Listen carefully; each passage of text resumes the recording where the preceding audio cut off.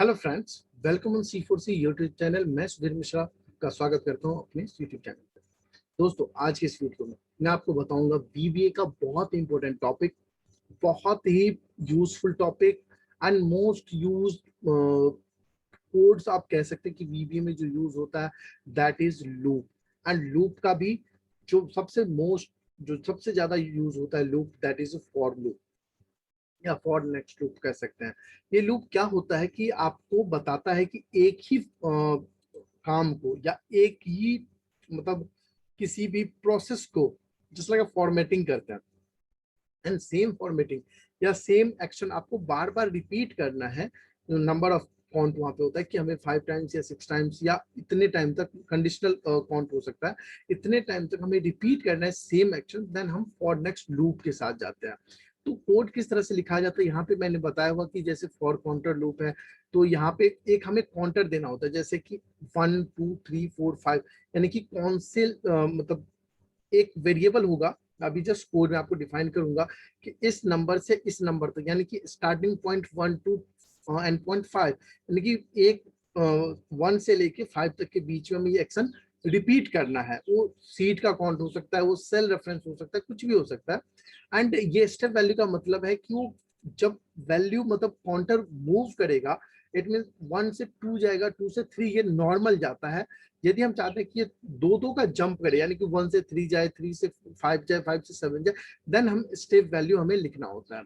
जो भी कोड्स होंगे इसके बीच में आएंगे। नेक्स्ट काउंटर, इट मींस यहाँ से लूप स्टार्ट होगा, ये कोड जो इस बीच में होगा वो रन होगा, एंड नेक्स्ट काउंटर यानी कि सेकंड टाइम सो एक्शन पे मूव हो जाएगा और फिर अगेन ये कोड मूव होगा।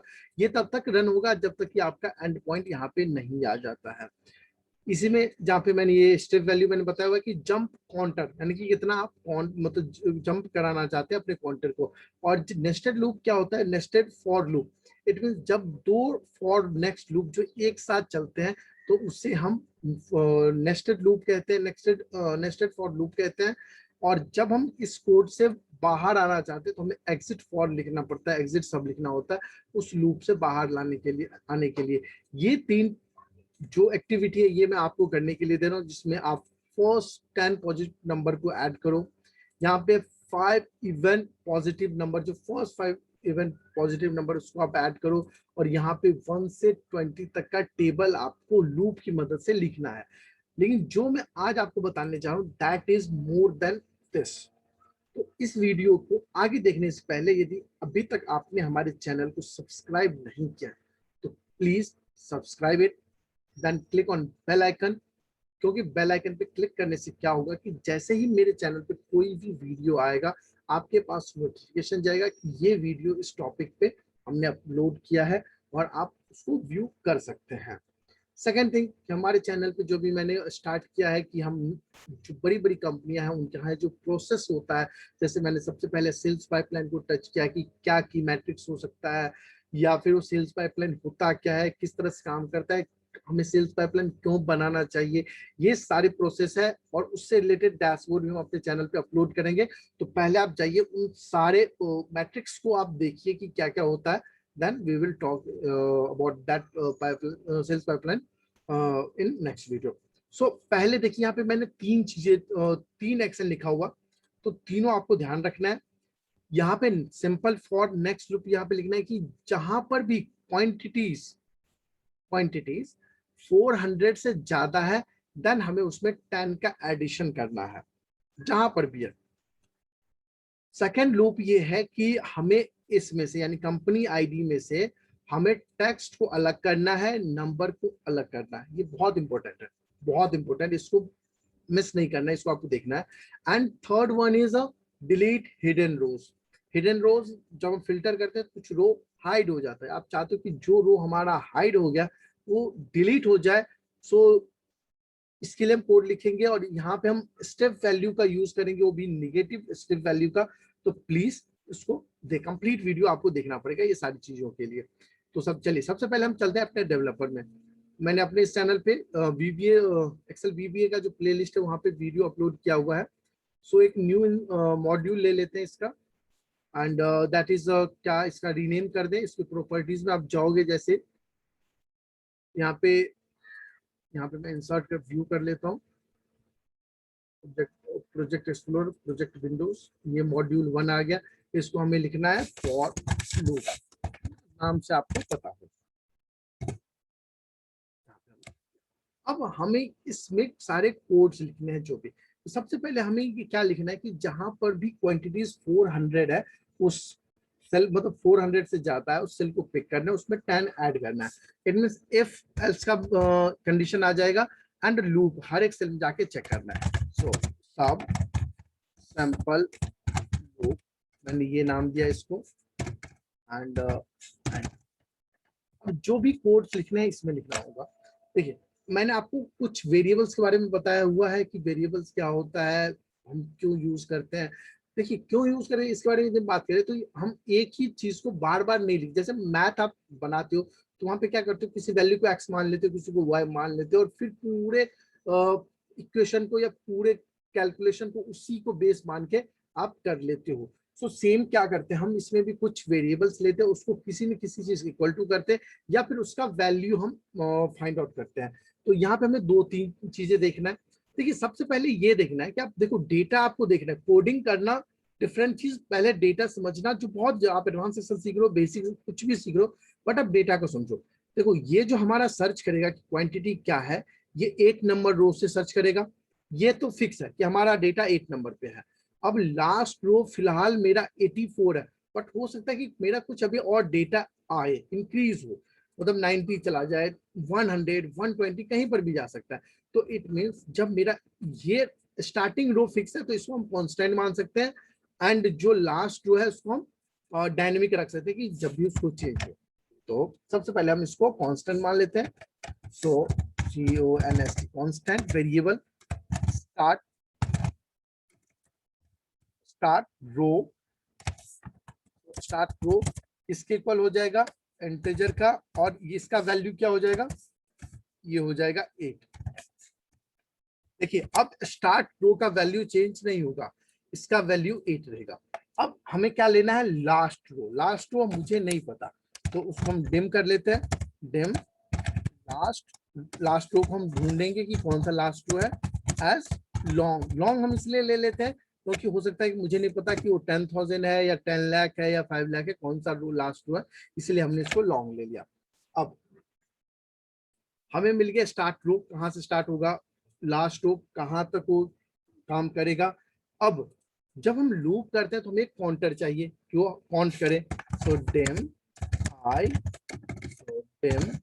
एज इंटीजर, ठीक है, आप इसको लॉन्ग मान सकते हो, लॉन्ग भी इंटीजर भी। इंटीजर में 35,000 का होता है, रेंज होता है, पॉजिटिव नेगेटिव दोनों तरफ। अब एक चीज और हमें इसमें चेक करना पड़ेगा कि हमारा ये क्वांटिटी कितना है। तो क्वांटिटी कितना है, अब ये क्वांटिटी में दो चीज होता है कि जैसे 820 है, इंटीजर है, इसमें डेसिमल भी हो सकता है। तो सबसे बेटर ये है कि आप डबल लो, कि यदि डेसिमल भी होगा तो कोई दिक्कत नहीं होगा, माई वैल्यू एज डबल। जहां तक आपको क्लियर होगा, कुछ इसमें दिक्कत होगा कमेंट करके आप मुझे पूछ सकते हैं। सो अब हमें क्या ढूंढना है, लास्ट रो क्या है। देखिए लास्ट रो ढूंढने का काफी सारे ट्रिक्स होते हैं, बट जो मैं यहाँ पे बताऊंगा वो सिंपल है कि आप ये करो, यहाँ पे स्टार्टिंग रो में जाओ, वहां से एक्सेल डाउन चले जाओ, नीचे चले जाओ, और आपको लास्ट रो मिल जाएगा। बट इसका कंडीशन ये है कि इसके बीच में ब्लैंक नहीं होना चाहिए, ठीक है, अदरवाइज। और दूसरा कंडीशन पे करते हैं, बट यहाँ पे हमारा ब्लैंक नहीं है तो हम इसी को लेके चलते हैं। नेक्स्ट वीडियो में कोई और टॉपिक हम बताएं, कोई और मेथड बताएंगे लास्ट को फाइंड आउट करने का। सो अभी यहाँ पे हमारे पास क्या है, रेंज A1 के साथ हम जा रहे हैं। सो ए कॉलम हमारा है और स्टार्ट रो 8 है। सो एंड स्टार्ट के बीच आप इसको थोड़ा स्पेस डाल दें, तो हमने क्लोज कर दिया। ये हमारा A8 हो गया। अब A8 से क्या करेगा, वो नीचे जाएगा, एंड करेगा, एक्सेल डाउन जाएगा, तो एक्सेल डाउन, और वहां पे जो भी उसको रो मिलेगा वो हमें बता देगा। अब मान लीजिए इसको आपको चेक करना है, सो जस्ट ऐसे भी कर सकते हैं, डॉट प्रिंट, यहां से आपको रिजल्ट दिख जाएगा लास्ट, ये जो इमीडिएट विंडो आपको नीचे दिख रहा है, जब हम रन करेंगे तो यहाँ पे आपको रिजल्ट दिख जाएगा। लास्ट रो क्या है 84 है। अब मान लीजिए यहाँ से आप एक डिलीट कर दो, अब हमारा क्या रह गया 83 रह गया। अब ये 84 रिजल्ट आया था, इसको हम डिलीट करते हैं और इसको रन करते हैं इस कोड को। सो 83 इट मींस हमारा last row easily find out हो रहा है। सो इसको हम हटाते हैं। अब हमें लास्ट रो मिल गया, स्टार्टिंग रो मिल गया। अब हम लूप चलाएंगे। तो लूप के लिए, फॉर लूप के लिए फॉर काउंटर होता है। काउंटर हमने आई को लिया हुआ है इक्वल टू, अब यहां से स्टार्ट रो से कहां तक जाएगा, लास्ट रो। ठीक है, अब स्टार्ट रो से लास्ट रो तक चला गया और यहाँ पे जो नेक्स्ट आए जो आपने बताया था, इसके बीच में हम कोड लिखेंगे कि जो भी हमारा कोड लिखा है। अब सबसे पहले आप ये देखो कि मेरा वैल्यू है कौन सा। तो माय वैल्यू क्या होगा, ये होगा फर्स्ट। जब हम फर्स्ट इस सेल में है तो इसको चेक करेंगे, तो इसका रिजल्ट क्या है F8 है। तो इसको क्या हम इस तरह से लिख सकते हैं क्या, my value equal to, my value equal to range, F column था जो हमने देखा, एंड स्टार्ट रो था, so end start row. Clear है। अब यहाँ पे जो भी वैल्यू है वो हो जाए, यानी कि माय वैल्यू क्या हो गया, जो भी एफ और स्टार्ट रो क्या है 8 है, उसमें जो भी रिजल्ट है वो यहाँ पे आ जाएगा। अब एक दिक्कत ये है कि जब स्टार्ट रो यानी कि 8 नंबर रो चलेगा तब तो यहाँ ठीक है, जब हम 9 में जाएंगे 10 में जाएंगे 11 में कैसे होगा। तो ये आई का वैल्यू चेंज होता रहेगा स्टार्ट रो से लास्ट रो के बीच में। तो हम यहाँ पे स्टार्ट रो लेके ना लेके हम आई ले लेंगे, यानी कि उसको भी लूप में ही हमने डाल दिया। अब यहाँ पे हमारा दो कंडीशन हो गया कि एक हमारा यदि 400 का वैल्यू है तो 10 उसमें ऐड करना है, और यदि नहीं है तो हमें उसमें कुछ भी नहीं करना है। सो इफ, यहाँ पे हमने लिख दिया इफ माय वैल्यू, यानी कि हर बार जो ऊपर वो चेक करेगा my value is greater than 400, then अब यहाँ पे है तो क्या करेगा, देन जो भी माय वैल्यू मतलब रेंज है उसमें हमारा वो ऐड हो जाएगा, यानी कि ये जो रेंज है उसमें आपका equal to my value plus 10। Clear है। पहले हम माय वैल्यू को इसके इक्वल कर रहे थे, हमें यहां से रिजल्ट लाना है माय वैल्यू में, फिर माय वैल्यू हम चेक करेंगे और फिर उस सेल में जाके माय वैल्यू में 10 प्लस करके उसमें अपडेट कर देंगे। अब मान लेते कि यदि ये रिजल्ट नहीं है तो क्या होगा, तो उस कंडीशन में क्या होगा, यानी कि एल्स में क्या होगा, वो कुछ भी नहीं करेगा, एज इट इज आगे बढ़ जाएगा।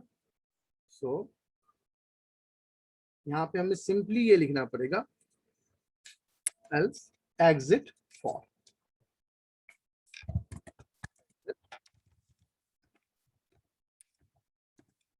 ठीक है, अब हम कोड एक बार रन करके देख लेते हैं, कुछ भी एरर होगा वो आपको वहीं पे पता चल जाएगा। अच्छा, इसको हम एक बटन से लिंक कर देते हैं। तो फॉर्म कंट्रोल बटन यहाँ पे ले लेते हैं, सिंपल लूप, उसमें हमने डायनेमो कर दिया और इसका आप नाम दे सकते हो। मैं यहाँ पे 1 फर्स्ट पॉइंट है तो मैंने 1 लिख दिया। अब इसको मैंने रन किया, नेक्स्ट। ओके, तो हमने जो इफ कंडीशन लगाया था उसको एंड इफ करना पड़ेगा। क्लियर है, अब करके देखिए,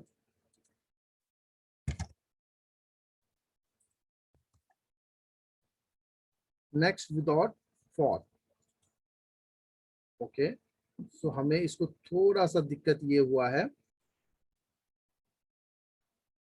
ओके, तो हम यहाँ पे बात कर रहे थे कि हम ये 400 होगा तो उसमें वैल्यू को ऐड करेंगे, 10 उसमें ऐड हो जाएगा, और एल्स यदि आपका वैल्यू कुछ भी उसमें कुछ भी चेंज नहीं है तो एज इट इज वो वैल्यू रह जाएगा।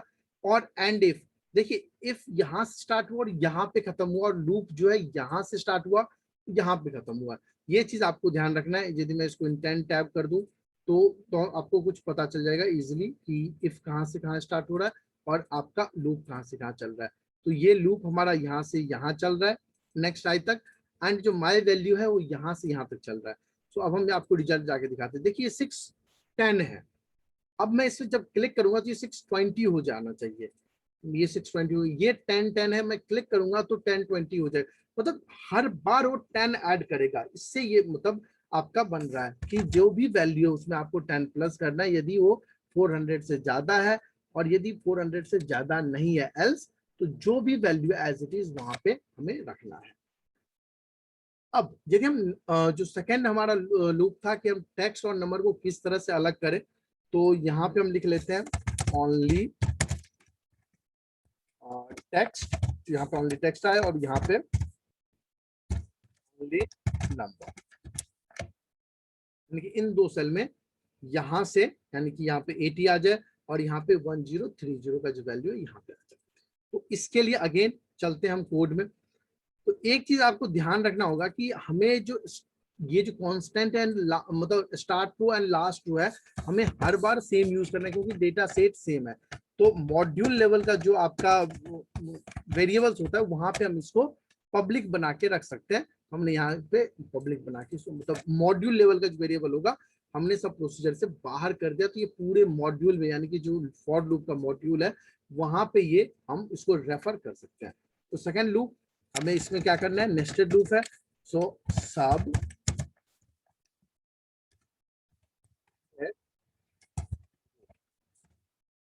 ओके, नेस्टेड लूप, इसका कोड हम दोबारा लिखते हैं। अब यहाँ पे दो तीन चीज तो ऑलरेडी है। एक हमें क्या चाहिए, काउंटर चाहिए, तो हमने आई यहाँ पे डायनेमिक किया हुआ था तो इसको हम यहाँ पे रख लेते हैं। हमें लॉन्ग चाहिए। अब यहाँ पे दो तीन चीज हमें लिखना पड़ेगा। एक तो हमारा ये हो जाएगा कि हमारा वैल्यू क्या है। अब पहले क्या था कि वैल्यू हमारा नंबर था, यहाँ पे जो माई वैल्यू हमने लिया था वो डबल लिया था, बट यहाँ पे जो हम वैल्यू लेंगे वो स्ट्रिंग लेंगे क्योंकि ये हमारा स्ट्रिंग है। तो हम यहाँ पर इसको एज अ स्ट्रिंग लेंगे। सो एज इसका हमने टाइप चेंज कर दिया। नेक्स्ट में जाके हमें देखना पड़ेगा कि हमने क्या नंबर फाइंड किया और क्या टेक्स्ट फाइंड किया। ये दोनों अलग अलग चीजें। नंबर करेंगे तो उसको लॉन्ग कैटेगरी में रखेंगे और टेक्स्ट करेंगे तो हम उसको स्ट्रिंग कैटेगरी में रखेंगे। सो यहाँ पे और इसको चेंज कर देते हैं text and again in number on as long. ये हमारा हो गया कि हमें नंबर मिलेगा तो लॉन्ग एंड टेक्स्ट मिलेगा तो ये। अब एक और चीज हमें इसमें ध्यान रखना पड़ेगा कि कौन से रो में जाकर के, यानी कि जो वैल्यू हम पिक करेंगे वो कहाँ पे जाकर के उसको लिखेगा। उसके लिए एक हम और वेरिएबल ले लेते हैं। ये आपको बाद में जब हम कोड लिखते चलेंगे तब वहां पे आपको समझ आएगा कि हमें क्यों चाहिए आर एस लॉन्ग। जस्ट आपको समझ में आएगा। तो अब हम कोड स्टार्ट करते हैं। सबसे पहले लास्ट रो हमारा क्या है, तो जैसे हमने ऊपर फाइंड किया कि लास्ट रो हमारा क्या है, एज इट इज हमें इसमें लास्ट रो को डिफाइन करने की जरूरत नहीं है क्योंकि पब्लिक है। तो हमें यहाँ पे काम आ जाएगा कि लास्ट रो क्या है। अब उसमें अब हमें लूप करना है। तो लूप के लिए जैसे हमने यहाँ पे किया for loop from last to last row से, ये अगेन हम यहाँ पर भी ले लेते हैं। हमने आई किया और हम यहाँ पे उसी को लेके चलेंगे कि कैसे करते हैं। तो आई हमने कर लिया। माई वैल्यू रेंज कौन सा है, ए, हमने कॉपी किया है। एफ को हम यहाँ पे ए कर देते हैं कि मेरा वैल्यू ए आइज में जो भी रिजल्ट है वो वैल्यू यहाँ पे दिख जाए। so, अब एक लूप तो हम यहाँ से कर लिए कि मतलब जो मेन लूप है हर रो में जाएगा। अब मेरा सेकेंड लूप जो है वो इस पे चलेगा कि हमारा क्या कहते हैं कि विद इन टेक्स्ट कितने नंबर और कितने रो हैं। तो बेटर ये है कि हम इसको आर मान लेते हैं कि रो के लिए रेफर करते हैं और यहाँ पे रो ही लेके चलते हैं। और इसके अंदर जो सेकेंड लूप है नेस्टेड लूप का उसको हम यहाँ पे चलाते हैं। कैसे चलेगा, अब सबसे पहले जो फॉर लूप है उसको हम नेक्स्ट आर कर देते हैं नेक्स्ट रो के लिए। एंड इसके बीच में सबसे पहले हमें क्या ढूंढना है कि हमारा वैल्यू क्या है, मतलब नंबर क्या है, और उसके बाद हमारा टेक्स्ट क्या है। तो उसके लिए हम क्या करेंगे, फॉर आई इक्वल टू 1 इसका स्टार्टिंग पॉइंट रखते हैं और जितना भी हमारा टेक्स्ट का मतलब लेंथ है, उसके लिए हम यहाँ पे रख लेते हैं। और यहाँ पे हमने डिफाइन किया हुआ है my value, so my value, जो मेरा वैल्यू वहां पे डिफाइंड है उसका जो भी लेंथ है उसके बीच में चला जाएगा, चलेगा ये लूप। और नेक्स्ट, तो ये हमारा सेकेंड लूप को आप इसको इंटेंड करके भी दिखा सकते हैं। सो इसको थोड़ा सा नीचे कर देते हैं, आपको पता चलेगा कि हम सेकेंड लूप पे काम कर रहे हैं। अब यहाँ पे यदि उसको नंबर मिलेगा और यदि उसको टेक्स्ट मिलेगा तो अलग अलग करता जाएगा। सो इफ हम इफ के साथ चलते हैं, और इज न्यूमेरिक, ये फॉर्मूला है।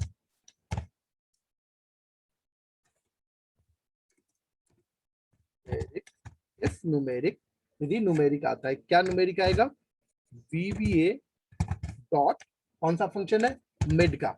एक एक करके जाके चेक करेगा कि कहाँ पे उसको क्या मिल रहा है।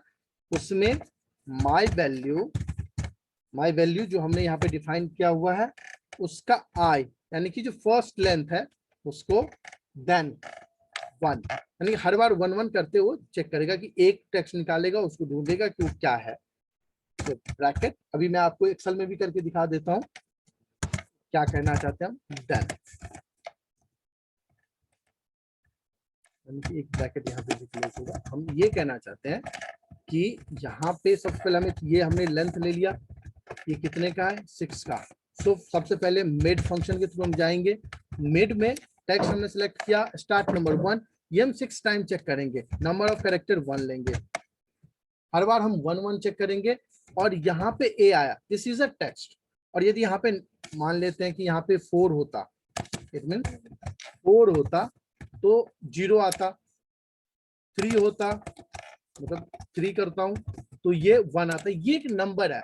हम इसी को चेक कर रहे हैं कि यदि वो न्यूमेरिक है तो नंबर फॉन्ट करके जो एक हमने बनाया हुआ है, ये जो बनाया हुआ वहां पे जाकर के ये ऐड हो जाए, मतलब एक दूसरे के साथ ज्वाइंट हो जाए। सो अभी तक ये नंबर फॉन्ट में कुछ भी नहीं आया, तो उसमें वो क्या करेगा, जो भी मिलेगा उसको वहां पे ऐड कर देगा। सो क्या मिलेगा, ये मिलेगा। यहाँ से मिड फंक्शन जो हम यहाँ से यहाँ तक पिक कर लेंगे, वो उसको मिलेगा वहां पे, उसको यहाँ पे उसको ऐड करना है। थोड़ा सा स्पेस डाल देते हैं। तो मिड फंक्शन ये हमें मिल गया। अब अभी तो हमने ये नहीं लिखा है कि हमें ये लिखना कहाँ, अभी हमें कोड में सिर्फ ये शो कर रहे हैं कि ये होगा कहाँ पे। तो इस नंबर है तो नंबर में चला जाएगा, एल्स यदि नंबर नहीं है तो क्या होगा। सो सेम ले सकते हैं, सबसे लास्ट में इफ कंडीशन लेके चल रहे तो इफ एंड हमें लिखना पड़ता है। सो यही चीज हमें यहाँ पे उठाना है और हम इसको बाद में चेंज कर देंगे। अब देखिए इस, ये क्या था, नंबर के लिए था, जब हम टेक्स्ट के लिए लेना है, यदि हम ये लिख दें कि इफ नॉट इज न्यूमेरिक, यदि वो न्यूमेरिक नहीं है, और इफ हमने ऑलरेडी लगा दिया तो हमें एल्स इफ लगाना पड़ेगा।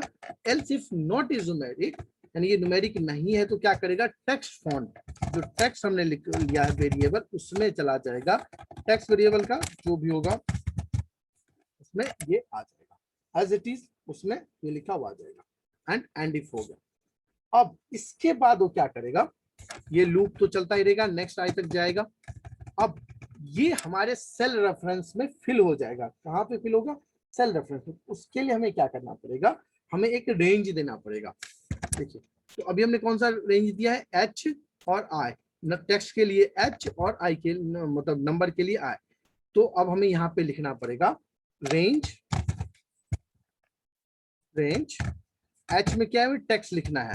सो एच एंड, और हमें जो हमने यहाँ पे रो लिया हुआ था लास्ट, जो माई वैल्यू में ये रो हम डिफाइन कर रहे हैं कि हर रो में जाके चेक करें, तो यहाँ पे हमें रो लिखना पड़ेगा। डॉट वैल्यू, जो भी वैल्यू होगा वो किसके इक्वल होगा, टेक्स्ट फॉन्ट के। तो हमने वेरिएबल बनाया हुआ, सेम नीचे आप कॉपी करो और सिर्फ एच को आई से रिप्लेस कर दो, ऐसे इसको रिप्लेस करो और वहां पे नंबर चला जाएगा, जो भी नंबर हमने लिखा हुआ है, नंबर फॉन्ट में। अब जो नंबर फॉन्ट हमें मिल गया यहाँ पे, अब मान लीजिए कि यहाँ पे जो वैल्यू है, एक बार हमने लिख दिया कि ये हमारा रिजल्ट आ गया और नेक्स्ट टाइम हमने दूसरे सेल में लिख दिया कि ये हमारा रिजल्ट आ गया, उसके बाद ये 0 हो जाना चाहिए। ये टेक्स्ट फॉन्ट है, ये क्या हो जाना चाहिए, मतलब जैसे हमने फिल कर लिया सेल, उसके बाद हमें इसकी जरूरत नहीं है ना, सॉरी, टेक्स्ट फॉन्ट, इसको हम इक्वल टू नथिंग, एंड जो नंबर है फॉन्ट उसको हम इक्वल टू 0 कर देंगे, सो इक्वल टू 0। अब यहाँ पे जो हमारा लूप खत्म होगा, तो सेकेंड लूप है यहाँ पे खत्म होगा। यदि मैं आपको इंटेंट करके दिखाऊं तो यहाँ से यहाँ तक मेरा मेन लूप चल रहा है, एंड यहाँ से लेकर के यहाँ तक मेरा इसके अंदर जो नेस्टेड लूप है ये चल रहा है। मैं एक बार और आपको दिखाऊं, ये मैंने आर से रो, मतलब हर रो में जाके जो मैंने यहाँ पे प्रोसेस ये किया हुआ है, ये तो मैं विद इन सेल करूंगा, और देन मतलब एक रो के सेल में किया, फिर सेकंड रो के सेल में, फिर थर्ड के सेल में, उसके बाद मैं करूंगा और इसको मैं एक बटन से यहाँ पे लिंक कर दूंगा जो मैंने अभी बनाया हुआ है। सो नेस्टेड लूप इक्वल टू, इसका नाम आप कुछ भी दे सकते हैं, मैं फिलहाल के लिए 2 दे देता हूँ कि मेरा सेकंड पॉइंट है। सो 2 और मैं फिल करूंगा। सो हमने क्या गलत किया हुआ, is numeric,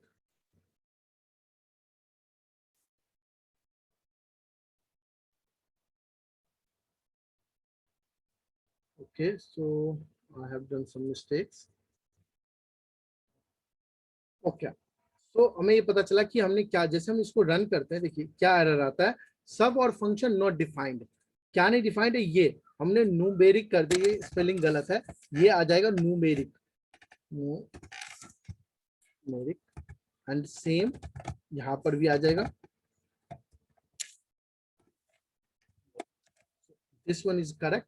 so now let me check this one, click, ये फेल हो गया, सार हर जगह टेक्स्ट आ गया। अच्छा, इसके पहले भी यदि मतलब 1020 के बाद भी कुछ होता तब भी क्या आता क्या, देखिए, सो 2, देखिए इसके बाद भी कोई टेक्स्ट है तो एक साथ आ रहा है, नंबर है तो एक साथ आ रहा है। अब मान लेते कि यहाँ पे आपने कुछ 1 लिख दिया, अब जैसे आप इस पे क्लिक करोगे तो दिख तो जाएगा, बट ये पहले वाला हटाएगा नहीं, मतलब आप चाहो, मतलब जैसे हम यहाँ पे कर देते हैं तो ये करेक्ट हो गया, लेकिन कुछ डेटा डिलीट हो जाता। इट मींस, यदि मैं आपको करके दिखाऊं कि ये मैं यहाँ से डिलीट कर देता हूँ, यहाँ पे 0 दिखा रहा है, तो आप इसको क्लियर कंटेंट्स कर सकते हैं कि वहां पे कुछ भी ना दिखे, तो उस तरह से आपको ये दिख जाएगा, मतलब कंडीशन ऐड करके, बट उसकी जरूरत अभी है, मतलब होगी नहीं, मैं सॉरी, मैं दूसरे पेज पे आ गया। तो यहाँ पे आप इसको ड्रैग कर दो, इसको रन करो, तो यहाँ पे जितना भी टेक्स्ट होगा, जितना भी नंबर होगा, हर सेल में जाकर के चेक करेगा और आपको रिजल्ट दे देगा। This is my second point. Now coming to the third point. देखिए थर्ड पॉइंट बहुत ही आसान, बहुत ही सिंपल है। क्यों सिंपल है, क्योंकि इसमें आपको कुछ ज्यादा करने की जरूरत नहीं है। पहले हम ये कहते हैं कि जैसे हमने यहाँ पे इसको फिल्टर किया, फिल्टर, और हमने यहाँ से मान लीजिए कि ये और ये 2 हमने यहाँ से हटा दिया, तो जो अभी हमने सेलेक्ट नहीं किया है वो क्या हो, डिलीट हो जाए, क्योंकि एक्चुअल में तो वही हमारा हिडन है ना, वही हमारा फिल्टर्ड हुआ है। तो इसको हम कैसे करेंगे, अगेन यहाँ पे हमें लास्ट रो चाहिए, फर्स्ट रो चाहिए, सब कुछ चाहिए, हम उसी को लूप में जाते हैं और यहाँ से न्यू कोड लिखते हैं, नाउ सब वो करके एक हम कोड बना लेते हैं, ओके। अब हमारा start row and last row दोनों डिफाइन किया हुआ है, सिर्फ हमें ये ढूंढना है कि हमारा लास्ट रो है कौन सा, तो ये अगेन हम इसको कॉपी कर ले, बार बार लिखने की जरूरत है नहीं, तो इसको हमने यहाँ पे पेस्ट कर दिया। अब हमें मिल गया लास्ट रो, मिल गया हमें, फर्स्ट रो मिल गया। अब हम चेक करेंगे अपना लूप, यहाँ पे हमें स्टेप वैल्यू चेक करना पड़ेगा। सो एक हम यहाँ पे काउंटर लेते हैं, डेम आई एज लॉन्ग कर लेते हैं, तो और आई इक्वल टू, अब यहाँ पे लास्ट रो से स्टार्ट रो की तरफ जाएगा, क्योंकि तो नीचे से चेक करता हुआ आएगा, लास्ट रो तो स्टार्ट रो, एंड हमारा जो जंप करेगा वो जंप करेगा -1, यानी कि हर बार वो -1, मतलब अब इसको समझो, मेरा जो डेटा होगा वो होगा 85 टू, मतलब फर्स्ट रो मान लेते हैं 8 है स्टार्टिंग रो, और लास्ट रो हमारा 83 है। अब उसमें से दो डिलीट हो, मतलब एक डिलीट हो गया तो एक कम हो जाएगा लास्ट रो ना, इसीलिए माइनस में उसको हम जंप करते हैं। अब चेक करते हैं कि हमारा रो जो है वो हिडन है कि नहीं है। सो इफ कंडीशन के साथ चेक करेंगे, इफ रो कौन सा, आई, जो भी हमने यहाँ पे लिया है, डॉट हिडन, यदि हिडन है it means equal to true. यदि वो है तो यहाँ पे एंड इफ कर देते हैं, इफ कंडीशन के साथ जो हमारा नॉर्मल आता है। अब यदि है तो क्या करेगा वो आई डॉट डिलीट कर देगा, और तो उसमें कुछ है ही नहीं। और उसके बाद ये चेक करने जाएगा नेक्स्ट को, तो हमने नेक्स्ट इसके बीच हमें एंड में डालना पड़ेगा नेक्स्ट आई। ये जो लूप का हमारा होता है, सो यदि आप इंटेंड कर दें तो ये हमारा लूप है दिस वन, और ये हमारा इफ कंडीशन है, तो इसको और इंटेंड कर देते हैं, तो इससे आपको पता चलेगी कि हमें कहाँ पे क्या करना है। अब इसको भी हम देख लेते हैं। अब फिलहाल के लिए कंप्लीट डेटा रखते हैं ये। अब एक और बटन यहाँ पे बनाते हैं दिस वन, इसका नाम 3 रख लेते हैं, इसको हम डिलीट रो असाइन करते हैं, और इसका नाम आप कुछ भी रख सकते हो, सिंपल, टाइम ना ज्यादा लगे। अब स्पेस से मैं क्या करता हूँ, ये जो फर्स्ट वन है art1, तो ये मैंने हटा दिया, 2 भी हटा दिया। अब मैं इसको रन करता हूँ। ओके सॉरी, सब एंड फंक्शन नॉट डिफाइन, सो रो गलत हमने किया, हमें रोज लेना चाहिए था, ये फंक्शन रोज का होगा। अब अगेन इस पे चलते हैं, तो हमारा कोड रन हो गया। अब हमने ART1 और RT2 लिया था, ऑल्ट DFS चेक करते हैं, अभी नहीं हुआ है, अभी हम करके देखते हैं दोबारा से। वो हमारा हिडन नहीं हुआ, क्लिक ओके, सो अब हिडन हो गया। क्या हो रहा है, लूप पे चलते हैं, हमारा ये चल क्यों नहीं रहा। स्टेप बाय स्टेप चलेंगे तो यहाँ से हमें पता चल जाएगा कि हमें क्या दिक्कत हो रहा है। सो व्यू टूल बार डिबग, इसमें हमें लेना है, तो डिबग को आप कहीं पर भी एडजस्ट कर दो। अभी आई का वैल्यू देखो क्या है, 0 है। अब इससे आगे चलते हैं। ओके सॉरी, हमने लॉजिकल गलती कर दिया, हमें यहाँ पे पहले वाला पहले लेना चाहिए था और लास्ट जो बाद में लेना चाहिए था।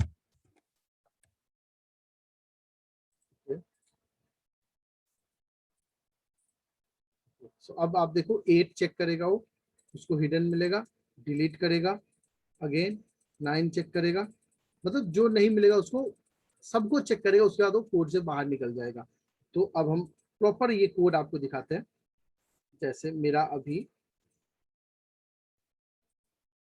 मान लेते हैं कि हम 2 ही रखते हैं, बाकी सारा डिलीट कर देते हैं। हम ये 2 रख लेते हैं, बाकी सब ओके देखते हैं कि करके ये हटता है कि नहीं। ऑल DFS नहीं, इस कोड में कुछ लॉजिकल गलतियां हो रही है।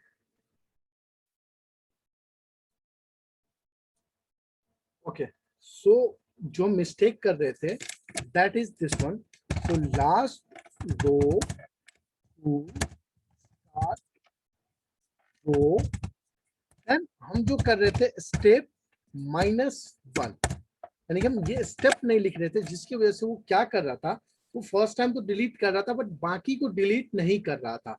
अब यदि हम इसको चेक करें, यानी कि इसमें से हम ये हटा देते थे कि NL40, इसको हटाते हैं और इस पर क्लिक कर देते हैं।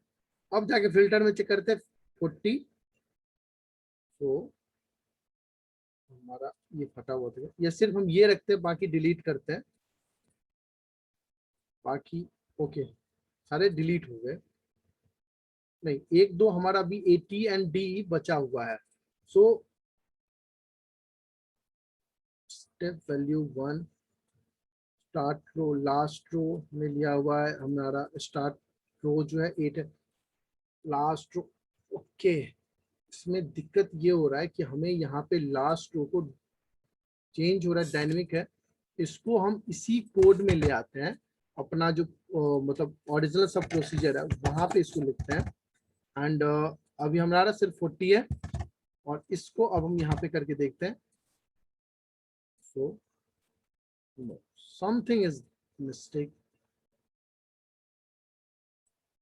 सो इसका हमने जो प्रॉब्लम था वो मैंने फाइंड आउट किया है।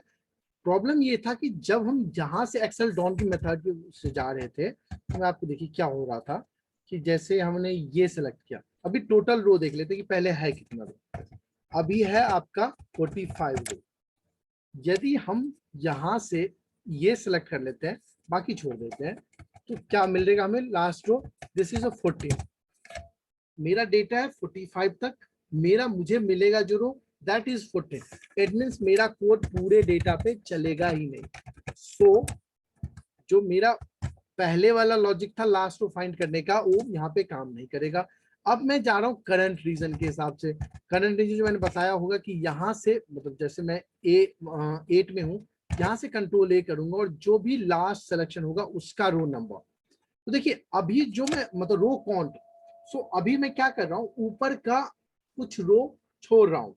मतलब यहाँ पे A8, जब मैंने A8 से स्टार्ट किया तो 8 रो तो मैं छोड़ रहा हूँ, सिंपल सी बात है, मैं छोड़ रहा हूँ उसमें। अब 8 छोड़ रहा हूँ लेकिन मुझे रन 8 से ही करना है, तो एक तो हमें ओ रो रखना पड़ेगा। और एक आप इसका देख सकते हैं कि हेडर है, मतलब ये जो मेरा डेटा है, यानी कि जब हम इस तरह से करते हैं काउंट करते हैं, तो वो हेडर को भी काउंट कर रहा है। और 8 से तो मैं उसको मतलब स्टार्ट रो, इट मींस आप ये समझो कि मैं ऊपर कितना रो छोड़ रहा हूँ, 6 छोड़ रहा हूँ। जब मैं यहाँ पे कंट्रोल A कर रहा हूँ तो मैं ऊपर के 6 छोड़ रहा हूँ। यदि मैं अपने कोड में जाऊँ तो यहाँ पे मैंने क्या किया, स्टार्ट रो दैट इज 8, उसमें से मैंने 2 माइनस कर दिया, तो इसका वैल्यू क्या बन जाएगा, 6 बन जाएगा। इट मींस जो भी मेरा काउंट करेगा वहां पे रो, उसमें 6 और ऐड हो जाएगा, जिससे मुझे लास्ट रो पता चलेगा। और मैंने फिलहाल जस्ट चेकिंग के लिए मैंने ये लिखा हुआ है कि जो भी रो हेडर है उसके आगे एक्स वैल्यू लिखा हुआ है, जस्ट फॉर चेकिंग। सो हम यहाँ पे क्या करते हैं, 13 नंबर, 12 नंबर, 11 नंबर और 10 नंबर, ये सॉरी इन तीन को हटाते हैं। 10, 11, 12 एंड 13, ये तीन वैल्यू को हमने हटा दिया और इसको रन करते हैं। तो अब जाके सेलेक्ट ऑल करके देखते हैं कि उनके आगे एक्स लिखा हुआ आया या नहीं आया। सो ये देखिए इनके आगे एक्स लिखा हुआ है। सो हम इसको आइडेंटिफाई कर चुके हैं कि कौन कौन सा रो मुझे डिलीट करना है। अब सिंपली यहाँ पे जो हम वैल्यू लिख रहे थे, अब हम रो नंबर तो मेरे पास है ही ऑलरेडी, तो ओनली रो नंबर चाहिए, इसको रोज कर दीजिए आप, रोज और डिलीट, सिंपल, और कुछ नहीं करना। तो अब अगेन सेम प्रोसेस करते हैं, यहाँ से 10, 11, 12 एंड 13 हमने हटा दिया और कोड रन करते हैं। रन कर दिया, जाके चेक करते हैं कि यहाँ पे अवेलेबल है या नहीं है। देखिए 10, 11, 12, 13 अवेलेबल नहीं है। अब आपके डेटा में वो मतलब जो हमने डिलीट कर दिया वो यहाँ से रिमूव हो चुका है। This is simple. देखिए समटाइम्स क्या होता है कि जब आप एक कोड लिख रहे हो तो आपके सामने कुछ चीजें आती है जो मतलब इम्पैक्ट करता है आपके कोड को, तो जस्ट उसमें थोड़ा सा टाइम लगाइए। ये ऐसा नहीं था कि ये मैंने कोड पहले से लिखा हो और पहले से समझा हो, नहीं, जस्ट मुझे एग्जांपल मिला और मैंने जस्ट आपके सामने लिखा। सो मेरा प्रॉब्लम क्या हो रहा था, मुझे लास्ट रो नहीं मिल रहा था, जबकि मैं इन चीजों में भटक रहा था। जब मैंने उसको जाकर के एनालाइज किया कि मुझे उसमें क्या दिक्कत हो रहा है, तो मुझे लग रहा दिखा कि मुझे मेरा लास्ट रो मिल ही नहीं रहा, जिससे मेरा ये जो लूप है वो प्रॉपर चल ही नहीं रहा। जब मैं लूप चला रहा हूँ तो जैसे एक रो मिल गया, वो उस पर काम कर दिया, बाकी नहीं मिला, तो ये दिक्कत हो रहा था। तो आपको पहले डेटा पे टाइम लगाना पड़ेगा, एंड तभी आप जाके उसको समझ पाएंगे कि कहाँ पे क्या दिक्कत हो रहा है। तो आज मैंने आपको 3 कोड्स सिखाए हैं, सॉरी तीसरे वाले कोड से थोड़ा सा टाइम लगा चीजों को समझने में, क्योंकि मैं भी फर्स्ट टाइम ये तीनों कोड लिख रहा था, तो हम चीजें आती है। देखिए आपके रास्ते में कोई भी बड़े से बड़े कोडर क्यों ना, आपके सामने में प्रॉब्लम आएगा, आपको टाइम लगाना होगा, आपको सीखना होगा। तो दोस्तों और भी इस तरह के वीडियोस आने वाले हैं कमिंग डेज में, तो आप चैनल को सब्सक्राइब करिए और देखते रहिए C4C का यूट्यूब चैनल। यहाँ से मैं लॉग ऑफ करता हूँ।